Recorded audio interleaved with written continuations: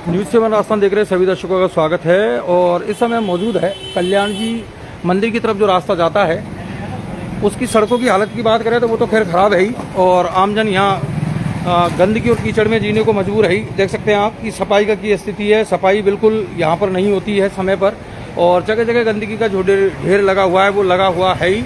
लेकिन सबसे बड़ी बात कि आमजन जो परेशान है, आम जनता जो परेशान है, वो ये जो LNT द्वारा जो सीवरेज का काम किया गया है और वो जो चैम्बर है उनसे परेशान है।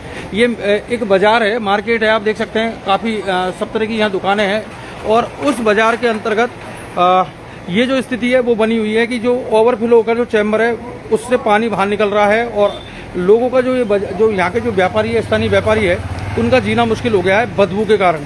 और आज की समस्या नहीं है, पिछले लगभग 5 से 7 दिन हो गए इनको, और ये बिल्कुल परेशान है, लगातार अपनी जो शिकायत है वो कर रहे हैं, लेकिन इनकी कोई सुनने वाला नहीं है।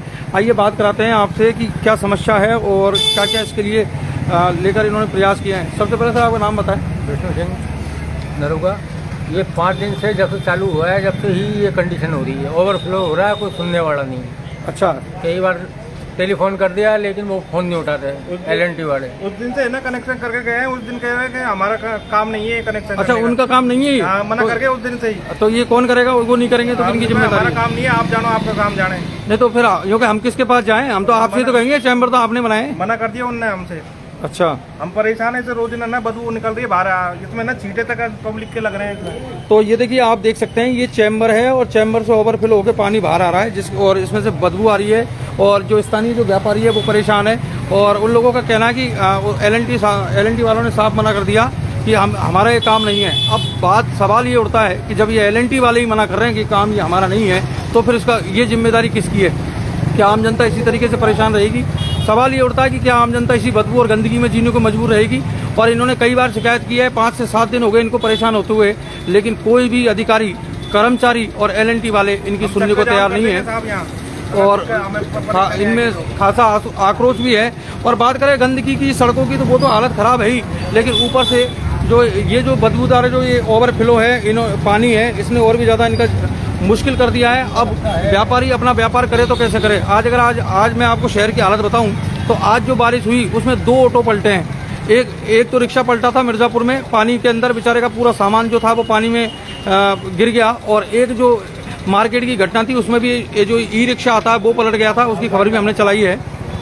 तो आम लोग जो है वो परेशान है, और ये जो चैम्बर है सीवरेज के, ये जगह जगह, और ये यहीं की समस्या नहीं है, शहर से ऐसे कई स्थान है, कई जगह हैं जहाँ से इस तरीके की समस्याएं आती है। लोग हमको सूचना देते हैं कि यहाँ ओवरफ्लो हो गया है, और लेकिन उनकी सुनने वाला कोई नहीं है। आखिरकार लोग इस नरक की जिंदगी को कब तक जिएंगे, कब तक इन समस्याओं का सामना करेंगे, ये एक बड़ा सवाल है। और ये देखिए इनके ढक्कन की बता रहे हैं खोल के। देखिए मैं आपको दिखाना चाहूँगा चैम्बर किस तरीके से फुल भरे पड़े हैं, और सवाल ये उठता है कि इनकी अगर समय पर सफाई नहीं, जो यहाँ पर व्यापार है वो कर पाएंगे, स्थानीय लोग है वो रह पाएंगे। तो कुल मिलाकर यह है कि ऐसी समस्याओं का समाधान जरूरी है, और प्रशासनिक अधिकारियों को भी इस ओर ध्यान देना चाहिए।